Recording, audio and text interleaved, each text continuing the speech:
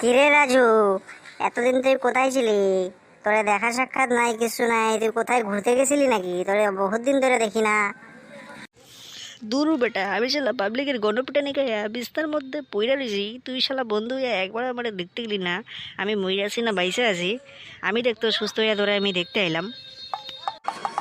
কেন রে কি হয়েছে তোর? আবার পাবলিকে তোরে এত গণপিটানি দিল কেন? তুই কি করছিলি? এই জন্য তো তোর হাতে পায়ে আমি এত ব্যান্ডেজ দেখতে পারতাছি। আর কইস না, আমি দোকান থেকে ছবি বাস করাইয়া হাতে নিয়ে বাসায় ফিরতেছিলাম। বাতাসে উইরা গিয়া বললো এক মহিলার পায়ের নিচে। হ্যাঁ, তারপর আবার কি হলো রে? তারপর আর কি আর হবে, আমি মহিলারে বললাম শাড়িটা একটু উঠান, ছবি তুলবো।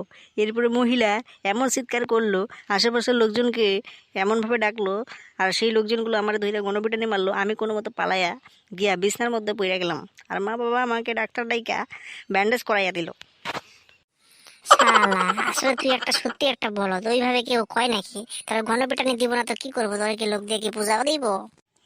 আরে বন্ধু, তুই আমারে ভুল বুঝলি। তুই ভুল বুঝলে আর কেমন হইব, আর কি কমু, আর থাক। আচ্ছা, ওইসব এখন বাদ দে। মানুষ মাত্র ভুল হইতেই পারে। চল কোথাও দিয়ে একটু ঘুরে আসি। আচ্ছা, কি আর করা যাবে, চল যাই।